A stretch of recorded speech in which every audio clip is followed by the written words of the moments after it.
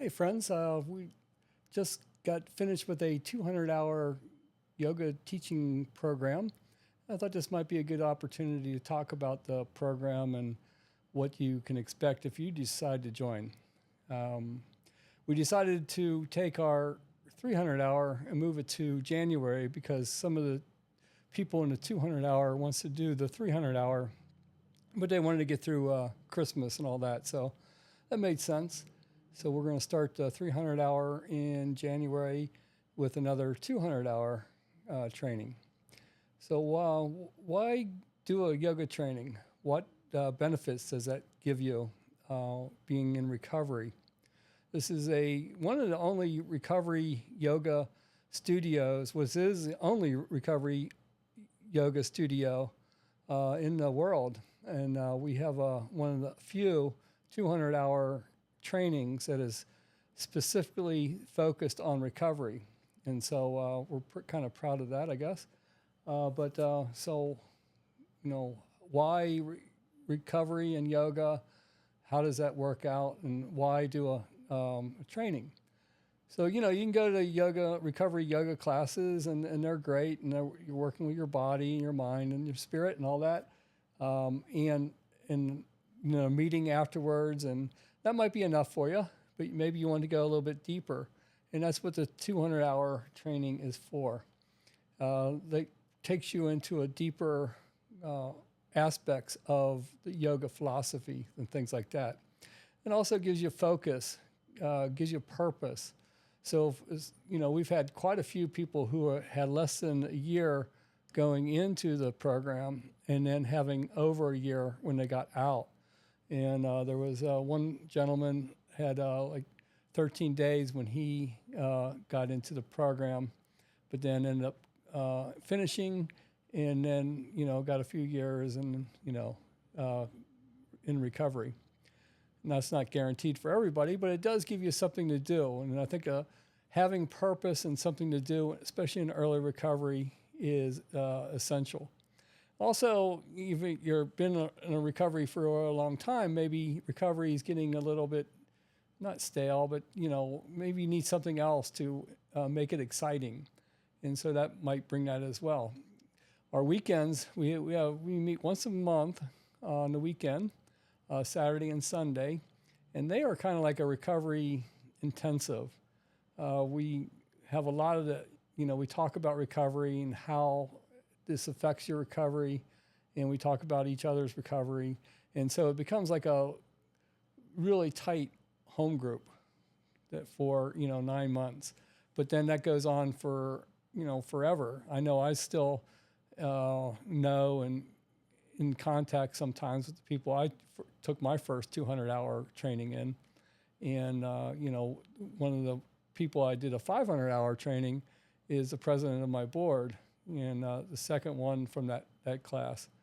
And so, you get lifelong friendships in the training often. Again, not guaranteed, but, the new tools that you learn for recovery can be life-changing, and that's kind of a strong term, but it can certainly help your recovery. It's not replacing your recovery. It's not replacing your 12-step work. It's not replacing your sponsor. Not replacing anything like that. We're not a new fellowship or anything like that. What we are is a additional tool that can be used in your recovery process that can enhance your recovery, maybe make it even more special. And that is our goal. Never wanted to be a new fellowship or anything like that.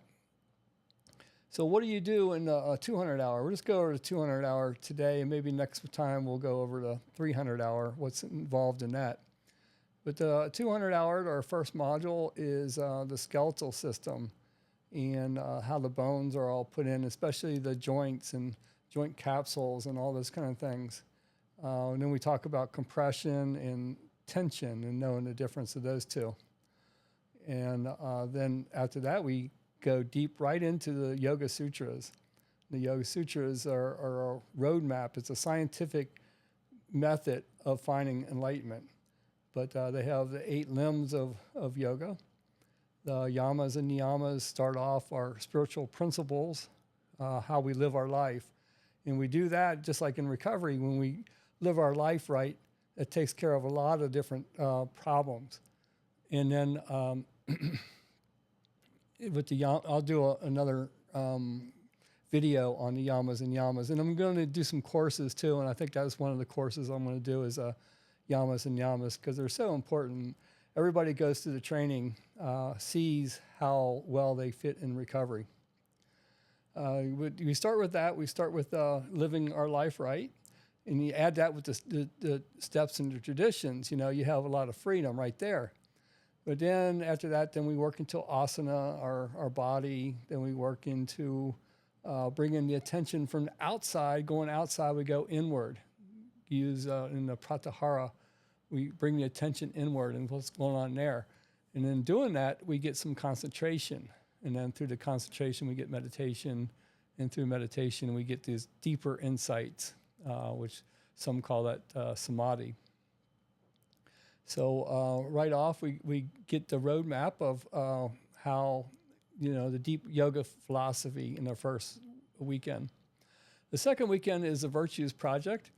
And this also relates into recovery in that, we learn, especially our codependent friends, we talk about boundaries and how to set boundaries and that kind of thing, how to bring spirit into your room, whether you're doing a yoga class or you're with your sponsor or a sponsee, bringing a spiritual aspect into things.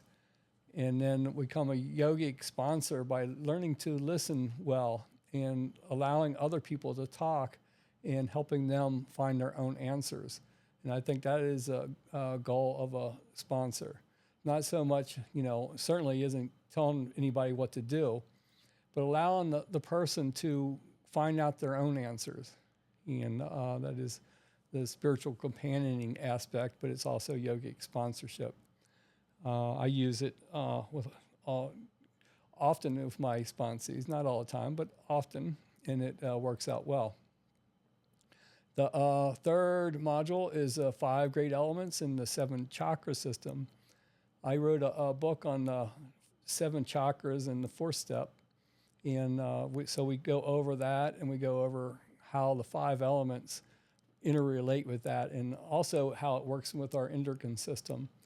That's more in the 300 hour, but we get an introduction of these things in the 200 hour. We get an introduction to a lot of things in the 200 hour, and it gets expanded on in the 300 hour. Like we go into more of the endocrine system in the 300 hour.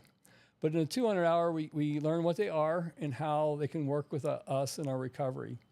The 5 elements, we'll just go over that real quick. The 5 elements: earth, water,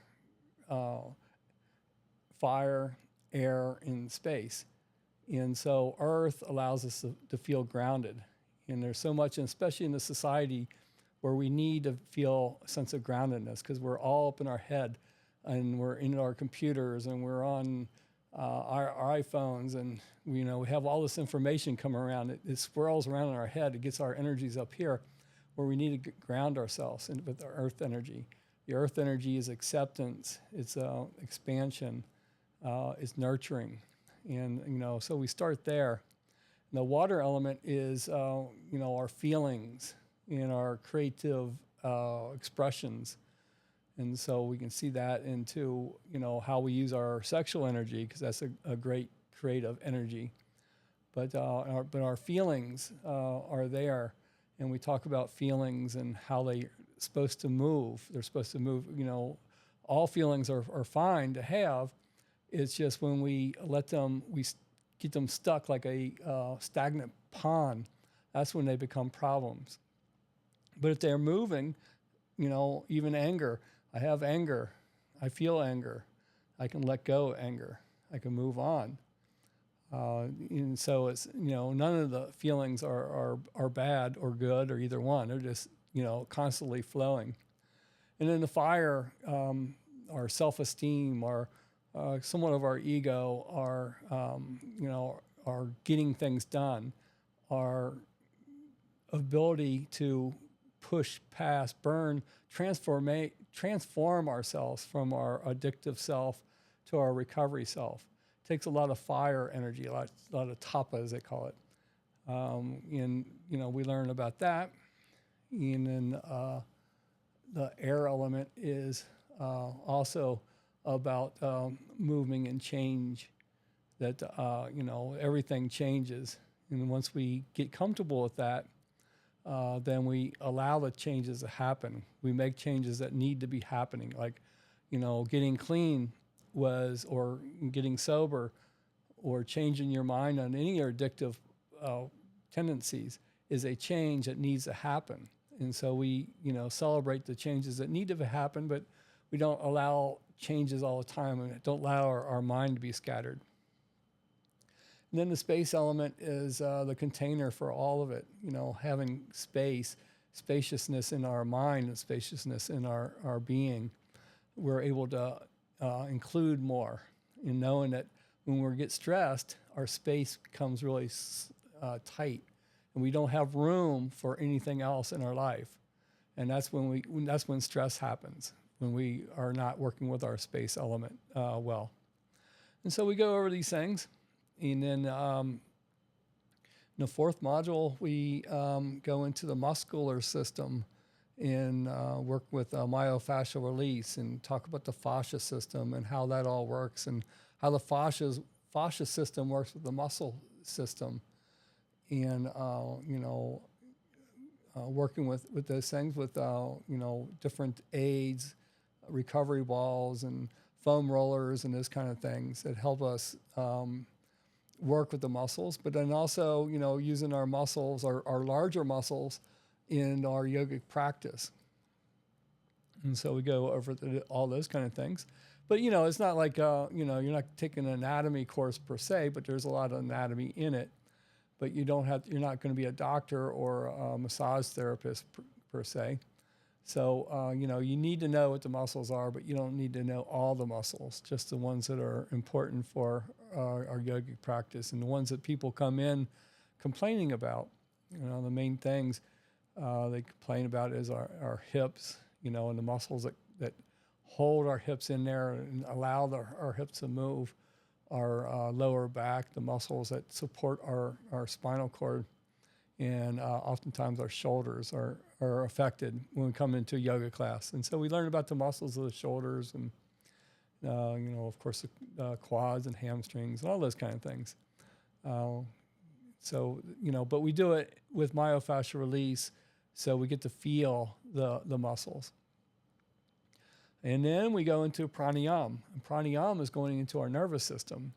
Our nervous system, we can regulate with our breath. We can, if we need more energy, we can add heating pranayama, or if we need to lower our stress level, we can do that with our breath. And our breath tells us how we're feeling oftentimes if we really look into it. And so, pranayama is one of the highlights of the training, I think, and it's something that we can use all the time. I know I used to teach meditation at the halfway house, and two of the people there were on anti-anxiety medicine. They always had panic attacks and things like that. But I taught them how to breathe in their belly, and they both of them got off of the medicine. And so it's how that is that important. Then after that, the next module, we go into yin and restorative postures. And then, the going into the ligaments and the tendons and maybe even the bones. Not that you stretch the bones, but you give it some pressure, and then it allows moisture to come in and into our deeper ligaments and things like that. And that's really where you get the range of motion, is with a yin type of posture. They found scientifically that you gain more in a yin class for a range of motion if that's what's important to you. But with everything, we need to have flexibility. We need to have openness, but we also need to have stability. But then again, with our nervous system, we're going to restorative yoga. In restorative yoga, you're not trying to stretch anything. You're just being and allowing and surrender, deep surrender in different ways. In that same module, we teach the Reiki, the system of Reiki, which has 5 precepts, which is also really good for our recovery process. For today only, or just for today, do not anger, do not worry, work diligently, have integrity, be grateful, be compassionate to yourself and others. And so those are all yogic principles, and are also all recovery principles. If we can live by those, just those 5 things, then we can live a good recovery life. Then after the next module, we go into Ayurveda and food addiction. Ayurveda is a sister science of the science of yoga, and it is about keeping our body healthy. It's 2 words. Ayura means life, and Veda means knowledge. So knowledge of life, we learn a little bit about, an introduction to, and then again in a 300-hour, we'll go in deeper into the causes of disease and Ayurveda for the mind, and working with the gunas and things like that. You'll learn what all that means. And then the food addictions, we talk at length about sugar addictions and the obesity that's happening in our nation. That is it's hard to turn around because sugar is in everything. But we talk about these things, and and all not only the sugar addictions, but other food addictions that we might have, bulimia, those kind of things. Why we eat. Do we eat to cover up our suffering, or do we eat because we need to eat, or we need the nutrition? And so all those deep questions are there. Then the next module, we talk about the defects. We work with EFT tapping, and as a way of working with our samskaras, our defects, our vasanas, and those kind of things. That is part of our karmas that we can change course on. And EFT is a really wonderful tool for those kind of things.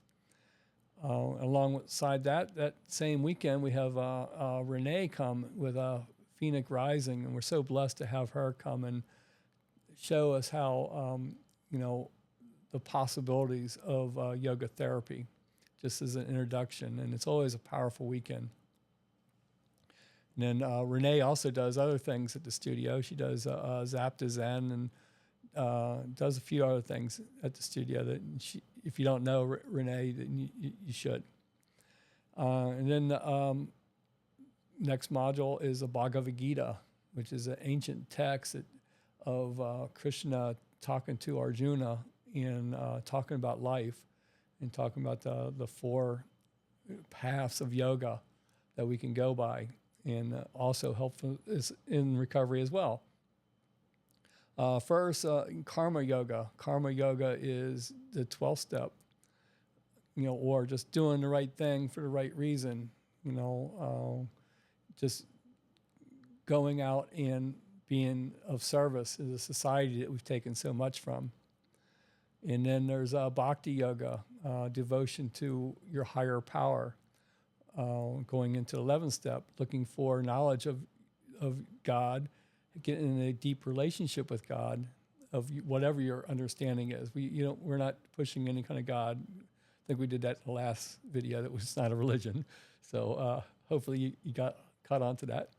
But bhakti yoga is it's a spiritual disease that we have, and we need to work with our spirit, and the bhakti yoga helps us do that. And then there's Jnana yoga, or yoga of knowledge.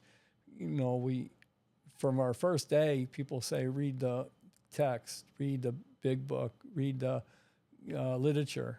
And so we have an understanding. We try to break through our denial. We break through our ignorance through knowledge. And through that, then we're able to see ourselves as we are.